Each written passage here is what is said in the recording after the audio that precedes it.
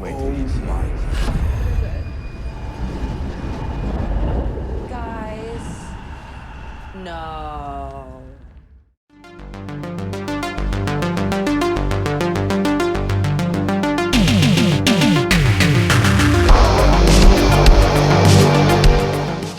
Mercedes Bryce Morgan directs Bone Lake. Yes, the title's a little on the nose there. I think it should have been called 50 Shades of Slasher. Anyway, Bone Lake is a erotic thriller come horror movie. And the erotic thriller kind of subgenre was quite popular in the 90s and early 2000s. And it's popped up here and there. But in this one, it kind of blends in elements of a kind of horror thriller as well. So there is this lake which apparently has had these, murders that's happened some years ago on it, hence Bone Lake, because there's human remains that were recovered there. And there is a lake house there, quite a luxurious one, and it's kind of like a Airbnb type place. And this particular kind of weekend, two couples end up seemingly double booked. And they decide to make the best of it and share this kind of lake house, I guess you want to say. But things might not exactly be as they seem, as there seems to be something or someone there with killer intent who specifically is targeting couples.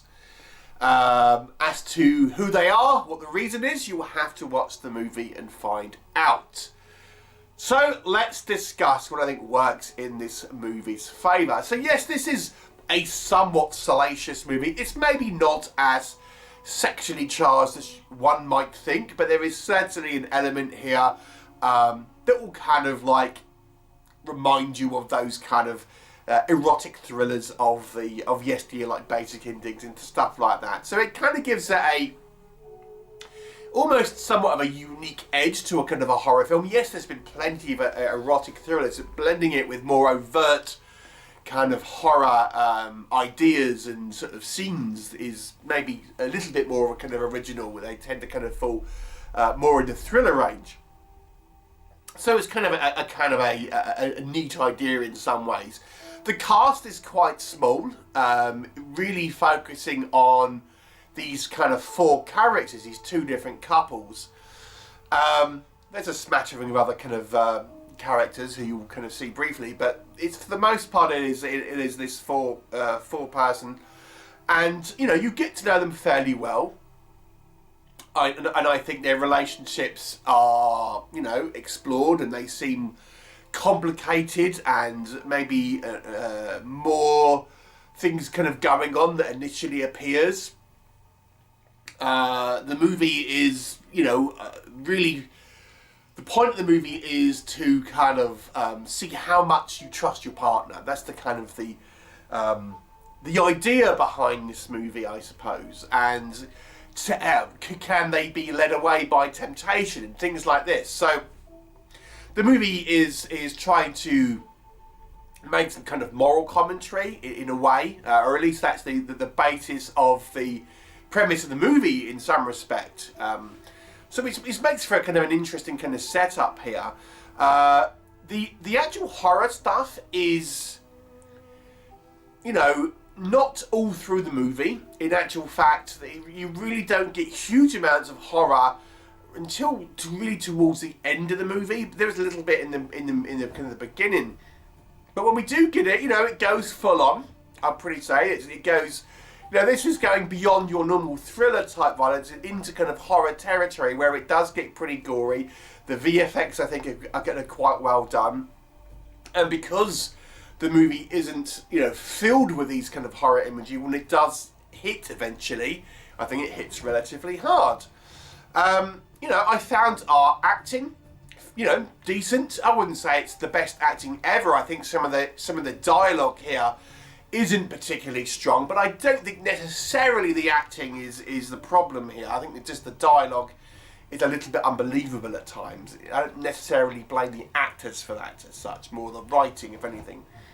But I think the acting, for the very least, in the context of this movie, this kind of somewhat sort of salacious, erotic thriller slasher style movie, you know, it's fine. I think you get enough to understand where the characters are, you know, are coming from, seeing their point of view, and understand that these are all sorts of characters who have somewhat hidden depth through one means or another. So I bought into the kind of the characters at the kind of the very least, and you do certainly kind of feel a degree of sympathy for some of them.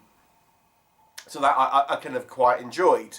You know, if you're into titillation, again, there is a little bit here without kind of ever really going too explicit. And I think really that the most enjoyable thing here is this kind of like melding of the genres, so to speak. You know, blending this kind of erotic thriller into a kind of a slasher element, and seeing what's led to this, you know, these kind of series of events and things like this, and, you know, motivations and stuff, which is, you know, I've got to say, it's a little bit on the cheesy side, but I still kind of liked it. So if you can kind of go into this with a, you know, somewhat of a cheesecake mentality, then there's something to enjoy here. What doesn't work, honestly, I just think the movie is a little silly. I mean, it's just a little silly. Well, I'm not going to spoil anything for you, but we're led to believe there's been a reasonable amount of people that have gone to this lodge and ended up dying, but seemingly no one's investigated. Let's just start there, alright? We learn that it's been at least 6 previous couples that have ended up going to this kind of lodge and presumably getting killed. Yet they've told no one. This was their last, you know, known address. There would have been a digital footprint.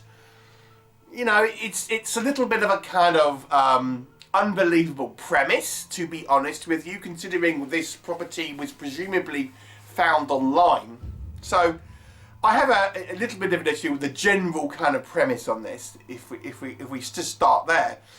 And then as we go through the movie, there's certain things that happen that, if you think about it logically, don't really make sense.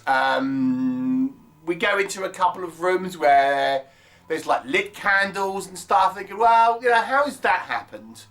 Because this room was locked previously, so clearly there was someone who was going in there lighting candles and things like this. And there's just logic issues here. Now, I don't think the acting was bad, but there is some kind of like ropey dialogue here. And there's a point where you're thinking characters wouldn't make these choices and decisions.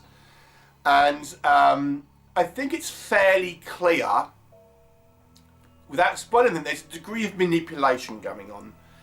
And I'm sure pretty much anyone, unless they were a massive idiot, would be able to see that there is manipulation going on. I mean, eventually our characters kind of wise up to it, but I think it's, you know, before that, it's you feel these characters are a little bit too stupid to be kind of realistic. I'm not blaming the actors. Let me repeat that. I don't think the acting is the problem here. I think the script is not particularly strong, and I think the dialogue is quite clunky at times. And the premise is sort of flawed. As I've said. Now, I can't really say a huge amount more about the plot, otherwise I will spoil it. There is a kind of reveal. It's relatively early on. It's fairly obvious, I think, about what's actually kind of going on. I actually think the movie would have benefited from kind of having that reveal maybe a little later and kind of like maybe buried the lead a little bit, because it is so obvious early on, even before the movie reveals itself to us, that it does rob it of a little tension, and you kind of think maybe characters are maybe a little bit too stupid to be actual human beings and stuff. Overall, it's a fine sort of throwaway slasher. You know, I appreciate this kind of originality of mixing these kind of different sort of styles of genre that gives it somewhat of a kind of a fresh coat of paint, but it really doesn't warrant like a rewatch or anything like that. It's probably an okay one-time watch. with some, you know, fun moments in it, but it's nothing really outstanding in any kind of means. I'm going to give it a 5 out of 10. It's fine. There you go. Have you seen it? What were your thoughts? Leave me a comment and I'll look forward to seeing you next time.